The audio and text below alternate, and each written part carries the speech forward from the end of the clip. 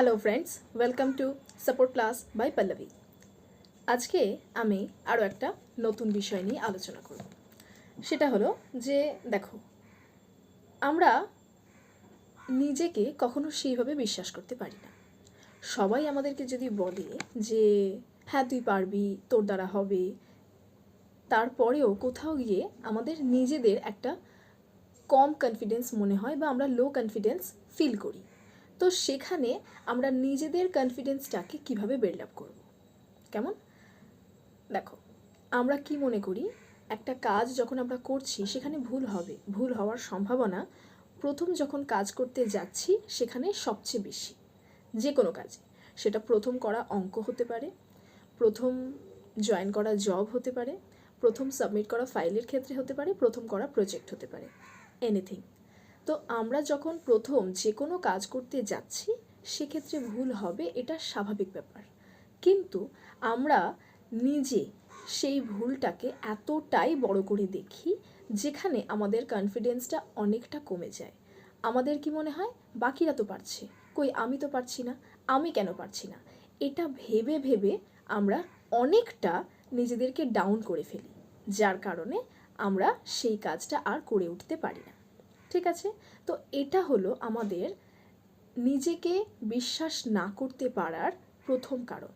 আমাদেরকে প্রথমেই যেটা করতে হবে, নিজেকে বোঝাতে হবে যে হ্যাঁ আমি পারবো। প্রথমবার ভুল হয়েছে, দ্বিতীয়বার আমি ঠিক পারবো। দ্বিতীয়বারও যদি ভুল হয়, ঠিক আছে, তার পরের বার পারবো।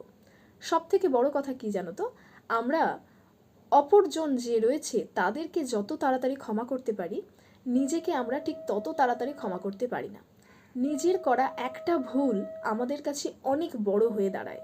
আমরা মনে করি যে কেন ওইটা করতে গেলাম, যদি সেই কাজটা না করতাম আজকে হয়তো এই জায়গায় আমাকে থাকতে হতো না। কিন্তু things are not like that. আমাদেরকে নিজেদের ডিসিশনের উপরে ভরসা রাখতে হবে। যেটা করছি সেটা যদি ভুল হয়ও, তারপরেও সেখান থেকে উঠে এসে আবার নতুন করে আমাদেরকে ডিসিশন নিতে হবে। বোঝা গেল? তারপর একটা কথা মনে রাখবে যে কনফিডেন্স কিন্তু কেউ জন্মানোর সাথে সাথে নিয়ে আসে না। কেমন? কনফিডেন্স আমাদেরকে কাজের সাথে সাথে বিল্ড আপ করতে হয়। আমরা যত বেশি কাজ করব, যত বেশি প্র্যাকটিস করব, আমাদের কনফিডেন্সটা তত তাড়াতাড়ি বিল্ড আপ হবে। কেমন? তাই কোনো রকম কোনো এক্সপেরিয়েন্স নেই এমন ব্যক্তির কাছ থেকে অভিজ্ঞতা নিয়ে নিজেদেরকে লো কনফিডেন্স ফিল করিও না। নিজে কাজ করো, ভুল করো, একবার হোক, দুবার হোক, তিনবারের বার ঠিক হবে। সব থেকে বড় কথা, নিজেকে ক্ষমা করতে শেখো। আমরা অন্যজনকে তো ক্ষমা করেই ফেলি, যেটা আমি একটু আগেও বললাম, কিন্তু নিজেকে আমাদেরকে ক্ষমা করতে শিখতে হবে যে না, এইবার ভুলটা হয়ে গেছে, পরের বার আমি ঠিক পারবো। এই কনফিডেন্সটা নিজেদের মধ্যে আনতে হবে। নেক্সট হচ্ছে, আমাদেরকে ছোট ছোট গোল সেট করতে হবে। ছোট ছোট গোল সেট করে ধীরে ধীরে সেটাকে ফুলফিল করার চেষ্টা করতে হবে। যখন আমরা একটা দুটো কাজ করে ফেলবো, অটোমেটিক্যালি আমাদের মধ্যে একটু একটু করে কনফিডেন্স বিল্ড আপ হবে। দুটো কাজ ভুল করার পর যদি 3 নম্বর কাজে গিয়ে ঠিক করি, আমাদের কনফিডেন্স অটোমেটিক বিল্ড আপ হবে।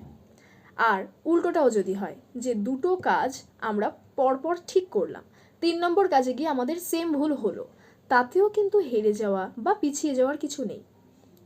সেখান থেকেও আমাদেরকে শিখতে হবে যে এবারেরটা ভুল হয়েছে, পরের বারেরটা ঠিক হবে। এইভাবে ধীরে ধীরে আমাদের কনফিডেন্সটা বিল্ড আপ করতে হবে। তো আজকের জন্য এইটুকুই। আশা করব তোমাদের ভিডিওটি ভালো লেগেছে। যদি ভালো লেগে থাকে তাহলে লাইক, কমেন্ট অ্যান্ড শেয়ার করতে ভুলো না।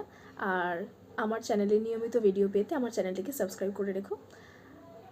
তোমরা যারা আমার কাছ থেকে পার্সোনাল গাইডেন্স নিতে চাইছো, তারা অবশ্যই ডেসক্রিপশনে যে গুগল ফর্মের লিঙ্ক দেওয়া আছে সেটা ফিল আপ করতে পারো, করে আমার সঙ্গে যোগাযোগ করতে পারো। আমি ডেফিনেটলি তোমাদের সবাইকে গাইড করে দেবো। স্টুডেন্ট লাইফের যে কোনো ইস্যুর জন্য তোমরা আমাকে কন্ট্যাক্ট করতে পারো, সেটা পড়াশোনার জন্য গোল সেট করতে হোক বা কোনো ইস্যু হোক, আমি ডেফিনেটলি সেটা সলভ আউট করে দেওয়ার চেষ্টা করব। তবে আবারও বলে রাখি, এটা কোনো সাইকোলজিক্যাল থেরাপি বা ক্লিনিক্যাল থেরাপি নয়। এখানে শুধুমাত্র আমি গাইডেন্স প্রোভাইড করে থাকি। তোমরা যারা সিচুয়েশন ওভারকাম করতে পারছো না, তারা আমার সঙ্গে যোগাযোগ করতে পারো। Thank you for today's video.